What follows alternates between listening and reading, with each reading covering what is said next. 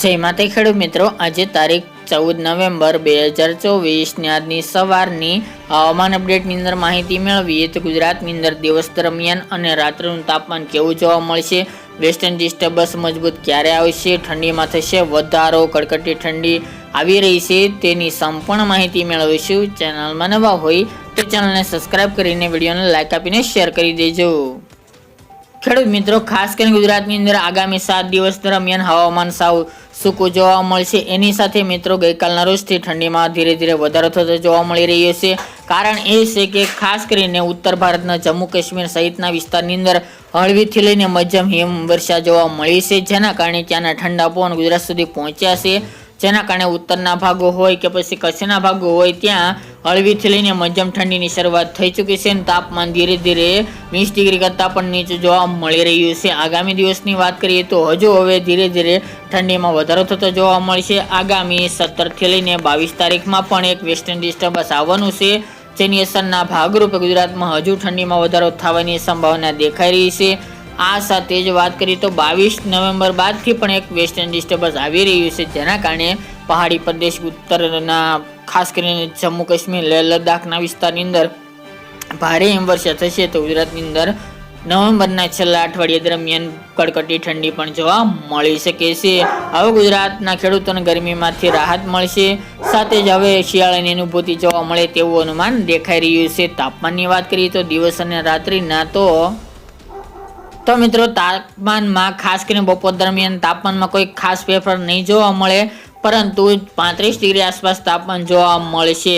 સૌરાષ્ટ્રના દરિયાકાંઠાની વાત કરીએ તો ભાવનગર, અમરેલી તેમજ જુનાગઢ, ગીર સોમનાથ, પોરબંદર, દ્વારકા જેવા દરિયાકાંઠાના ભાગો, જામનગર હોય એ ભાગોની અંદર 31 થી લઈને 32 ડિગ્રી વચ્ચે રાત્રિનું તાપમાન જોવા મળશે। આ સિવાય રાજકોટ છે, સુરેન્દ્રનગર, બોટાદ એ ભાગ, હળવદ, મોરબી એ ભાગોની અંદર 32, 33, 34 ડિગ્રી આસપાસ તાપમાન રહેવાની સંભાવના દેખાઈ રહી છે। કચ્છના ભાગોની અંદર નલિયા, મુદ્રા, માંડવી, ગાંધીધામ, રાપર, ભુજ એવા ભાગોની અંદર 30 થી 32 ડિગ્રી વચ્ચે તાપમાન જોવા મળશે। ખાવડા, નખત્રાણા, અડેસર, ધોળાવીરામાં 30 ડિગ્રી આસપાસ તાપમાન રહેવાની સંભાવના છે। ઉત્તરના ભાગોની વાત કરીએ તો પાલનપુર, ડીસા, અંબાજી, રાજસ્થાન બોર્ડર વિસ્તાર, સાબરકાંઠા, બનાસકાંઠાના ભાગો, મહેસાણા છે, અરવલ્લી જેવા ભાગોની અંદર પણ ખાસ કરીને ઉત્તરના ભાગોની અંદર 30 થી 32 ની રેન્જમાં તાપમાન જોવા મળશે।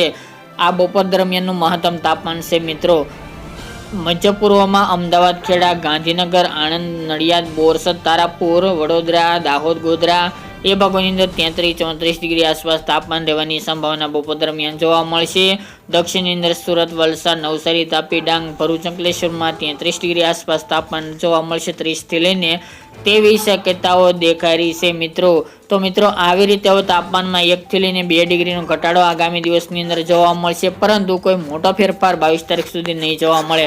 ત્યારબાદ તાપમાનમાં એક ઘટાડો આવે, વેસ્ટર્ન ડિસ્ટર્બન્સ આવશે, ત્યારબાદ તેવી શક્યતાઓ રહેલી છે। જ્યારે મિત્રો આ હિમવર્ષાને કારણે રાત્રિના તાપમાનમાં ધીરે ધીરે ઘટાડો જોવા મળી રહ્યો છે। ગઈકાલના રોજથી જ 18 ડિગ્રી આસપાસ અમુક વિસ્તારની અંદર તાપમાન પણ નોંધાઈ રહ્યું છે। આજની વાત કરીએ તો રાત્રિના 12 વાગ્યા પછી ખાસ કરીને ભાવનગર આસપાસના ભાગો એમાં 20-19 ડિગ્રી તેમજ ઉના, રાજુલા આસપાસ, મહુવા, તળાજા એ જેસર, બગડાણા, જુનાગઢ વિસ્તાર, વિસાવદર, પોરબંદર એ દરિયાકાંઠાના ભાગોની અંદર હજુ પણ 20 થી 22-23 ડિગ્રી તાપમાન હજુ રાત્રે દરમિયાન જોવા મળશે। ત્યારબાદ મિત્રો જુનાગઢ આસપાસમાં 20 ડિગ્રી કરતાં પણ નીચું, ધારી છે, બગસરા, ધોરાજી એ ભાગોની અંદર 18-19 ડિગ્રી, જામનગર જેવા ભાગોની અંદર 20-21, હળવદ, સુરેન્દ્રનગર, મોરબીમાં 19-18 ડિગ્રી તાપમાન જોવા મળશે। કચ્છમાં પણ હજુ 20-21-22 ડિગ્રી તાપમાન હજુ જોવા મળે તેવી શક્યતાઓ રહેલી છે। અડેસર, ખાવડા, ધોળાવીરામાં 18-19 ડિગ્રી તાપમાન હજુ નોંધાઈ શકે છે। ઉત્તર ગુજરાતની વિસ્તારની વાત કરવામાં આવે તો 18-19 ડિગ્રી આસપાસ તાપમાન સાબરકાંઠા, બનાસકાંઠા, પાટણ, મહેસાણા અને અરવલ્લી આ ચારેય જિલ્લાની અંદર જોવા મળશે, ત્યાં ઠંડીનો ચમકારો વધુ જોવા મળશે અન્ય વિસ્તારની કરતાં। અમદાવાદ, ગાંધીનગરમાં પણ 18 ડિગ્રી આસપાસ તાપમાન રહેવાની સંભાવના આજે જોવા મળી રહી છે મિત્રો।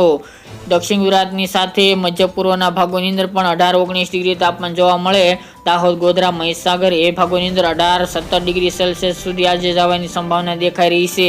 દક્ષિણ ગુજરાત અને સૌરાષ્ટ્રના ભાગોની અંદર હજુ તાપમાન 20 ડિગ્રી ઉપર જોવા મળશે, જ્યારે મધ્ય પૂર્વ અને ઉત્તરના ભાગોની અંદર તાપમાનમાં હવે ધીરે ધીરે ઘટાડો જોવા મળી રહ્યો છે અને આજનું તાપમાન 18, 17 અને 19 ડિગ્રી જોવા મળશે. ઉત્તર ગુજરાત, અમદાવાદ, ગાંધીનગર, ખેડા, દાહોદ, ગોધરા, મહીસાગર, સાબરકાંઠા, બનાસકાંઠા, પાટણ સહિતના ભાગોની અંદર જેની તમામે ખેડૂતભાઈ નોંધ લેવી. હવે ધીરે ધીરે ઠંડીનો ચમકારો વધી રહ્યો છે અને આગામી દિવસમાં હજુ પણ ઠંડી વધે તેવી શક્યતાઓ દેખાઈ રહી છે મિત્રો. એટલે તૈયાર રહેજો કડકડતી ઠંડી માટે મિત્રો.